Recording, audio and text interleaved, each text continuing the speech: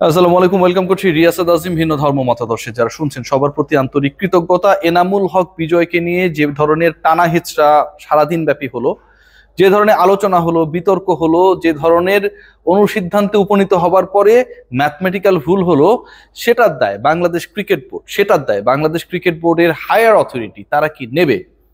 কেন আমি এই ডিসকাশন করছি? আজকে সকাল থেকেই চর্বিত চর্বণ, আজকে সকাল থেকেই একটা আলোচনা, এনামুল বিজয়কে নিয়ে আলোচনা, অন্য 9 ক্রিকেটারকে নিয়ে আলোচনা। এখন টিভির রিপোর্ট প্রকাশের পর, ফিক্সিং রিলেটেড রিপোর্ট প্রকাশের পর থেকে শুরু হয় এবং সেটার উপর ভিত্তি করে আমরা কিন্তু অনেক কন্টেন্টস করেছিলাম। রাত সকালবেলা যখন দৈনিক কালের কণ্ঠ রিপোর্ট করলো যে এনামুল হক বিজয়ের দেশ ত্যাগে নিষেধাজ্ঞা, বিদেশে যেতে পারবেন না, সেই আলোচনা, সেই বিতর্ক যেন নতুন করে আগুনে তুষ দিলে যেভাবে সেই আগুনটা দাউ দাউ করে জ্বলে ওঠে, সেরকম একটা ইনফ্লুয়েন্স পায়। রিপোর্টটা এরপরে বাংলাদেশের সকল প্রথম সারির গণমাধ্যমে হয়। বাংলাদেশের প্রত্যেকটা গণমাধ্যম তাদের নিজস্ব সোর্সের কথা বলেছে এবং আমি যদি প্রথম আলোকে আমার এই মুহূর্তের প্রধান সোর্স হিসেবে ধরে নেই, যারা এই রিপোর্টটা করেছিল এনামুল হক বিজয়ের দেশ ত্যাগে নিষেধাজ্ঞা, সেই তাদের সোর্স ছিল বাংলাদেশ ক্রিকেট বোর্ড স্বয়ং। বাংলাদেশ ক্রিকেট বোর্ড তারা এই নিউজটা লিক করেছে যে এনামুল হক বিজয়কে বাংলাদেশ থেকে বিদেশে ভ্রমণের ক্ষেত্রে ইমিগ্রেশনে নিষেধাজ্ঞা দেওয়ার প্রক্রিয়া করা হয়েছে। নিউজটা কি? সেই নিউজ যদি আমি পড়ে শোনাই, এনামুল হক বিজয়ের বিদেশ যাত্রায় নিষেধাজ্ঞা দেওয়া হয়েছে। খোঁজ নিলে বিসিবির দুর্নীতি দমন বিভাগের একটি সূত্র একই কথা জানিয়েছে প্রথম আলোকেও।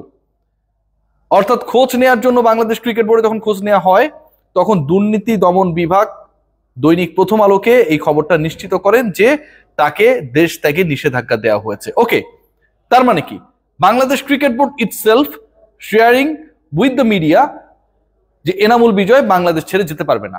এ পর্যন্ত যদি আমি এটাকে ঠিক রাখি, তাহলে কি ঠিক থাকে? বিকেলবেলা Bangladesh cricket board media release দিয়েছে। এখন থেকে আধা ঘন্টা আগে Bangladesh cricket board media release দিয়েছে এবং সেখানটায় বলা হয়েছে এরকম কোনো ব্যাপার সম্পর্কে তারা ইনফর্মড না।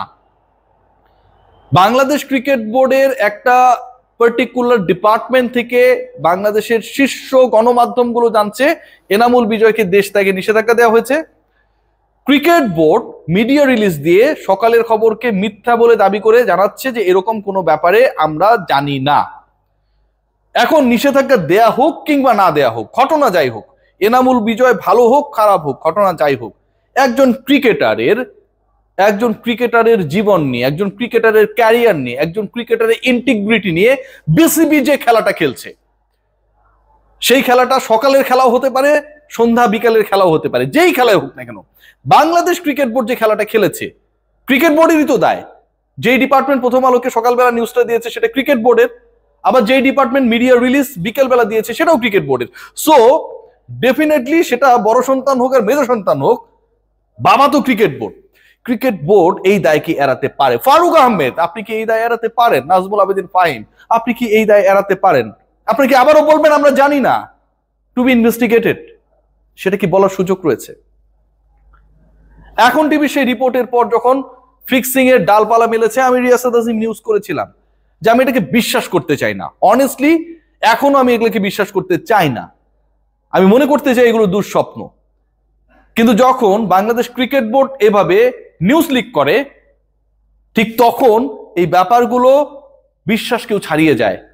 যে ব্যাপারটাকে আপনি অবিশ্বাস করতে চান, সেই ব্যাপারটাও যেন আপনাকে এমন একটা পর্যায়ে নিয়ে যান যে আপনি অবিশ্বাস করতে চাইলেও সেটাই সত্য না। আপনি যেটা অবিশ্বাস করতে চাইছেন সেটা সত্য না, তার মানে আপনাকে বিশ্বাস করতে বাধ্য হতে হবে। অন্য যে ক্রিকেটার আমরা যদি খেয়াল করে দেখি, যাদের নাম এসেছে, শফিউলের নাম এসেছে, আলাউদ্দিন বাবুর নাম এসেছে, রংপুর রাইডার্সের সাইফুদ্দিনকে নিয়ে সন্দেহ ঘনীভূত হয়েছে, তাদের মালিকানাধীন যে টেলিভিশন চ্যানেল, তারা তাদের স্বাধীন সাংবাদিকতাকে ইন্সপায়ার করেছে টি স্পোর্টসে সাইফুদ্দিনের বোলিং অ্যাকশন না, তার যে আসলে বোলিং করা, 6টা এক্সট্রা বল করা, 4টা নো বল 2টা ওয়াইড, সেগুলো নিয়ে প্রশ্ন তোলা হয়েছে। ওভারঅল পুরো এনভায়রনমেন্ট অনেকটা ফিক্সিং ফ্রেন্ডলি। বাংলাদেশের বিদেশে অবস্থানকারী শীর্ষ অনুসন্ধানী সাংবাদিক জুলকারনাইন সায়ের, আমরা যদি খেয়াল করি যে জুলকারনাইন সায়েরের, সামি ভাইয়ের যে ইনভেস্টিগেশন, তার যে ফেসবুক পোস্ট, সেখানটাও কিন্তু আমরা বেশ কিছু ব্যাপার দেখেছি। সেটা যদি আপনারা খেয়াল করেন, পার্টিকুলারলি 7-8টা ম্যাচ সম্পর্কে ডেট ওয়াইজ বলা রয়েছে, কোথায় ফিক্সিং হয়েছে, কিভাবে ফিক্সিং হয়েছে। 6-1-2025, 7-1-2025, 10-1-2025, 12-1-2025। এই যে আমি 4টা ডেটস বললাম, এই 4টা পার্টিকুলার ডেটে ফরচুন বরিশাল, রাজশাহী, রংপুর, ঢাকা, ঢাকা সিলেট, দুর্বার রাজশাহী, ঢাকা ক্যাপিটালস সন্দেহ প্রকাশ করা হয়েছে যে এই ম্যাচেসগুলোতে ফিক্সিং সন্দেহ রয়েছে। এরপরে 13-22 তারিখে একই দিনে 2টা ম্যাচ এবং 23 তারিখে দুর্বার রাজশাহীর যে ম্যাচটা ছিল সেই ম্যাচ নিয়েও সংশয় প্রকাশ করা হয়েছে। এবং জুলকারনাইন সায়েদ তিনি তার ফেসবুক স্ট্যাটাসে এই বিপিএল দুর্নীতির সাথে কারা জড়িত সেটা সম্পর্কে মোটামুটি এক্সপোজ করার চেষ্টা করেছেন তার অবস্থান থেকে। এখন টিভি তাদের অবস্থান থেকে বাংলাদেশ ক্রিকেট বোর্ডের যে ইনভেস্টিগেশন সেরকম একটা তথ্য তাদের হাতে রয়েছে দাবি করে তারা রিপোর্ট প্রকাশ করেছে। আজকে সকালে বিদেশ যাত্রায় কারো নিষেধাজ্ঞা বাংলাদেশ ক্রিকেট বোর্ড থেকে লিক হয়েছে। বিকেল বেলা বাংলাদেশ ক্রিকেট বোর্ড বলছে যে কারো বিদেশ যাত্রায় নিষেধাজ্ঞা নেই, তারা এই ব্যাপারে জানে না, এবং যে এন্টি কারাপশন বডি রয়েছে সেটাকে হেল্প করার জন্য তারা আরেকটা স্বাধীন বডি তৈরি করতে চায়, এরকম বক্তব্য আমরা পেয়েছি। তাহলে সঠিক কে ভাই? বাংলাদেশ ক্রিকেট বোর্ড এবারের বিপিএল ফিক্সিং হচ্ছে না, আমি যদি ধরে নেই সবকিছু crystal clear like the screen you are watching right now, এরকম যদি হয় তাহলে এখন টিভির ওই পার্টিকুলার রিপোর্টের পরে আমরা বিসিবি থেকে কেন কোনো ধরনের বক্তব্য পাই নাই যে এই রিপোর্টটা ফলস অর ভুল?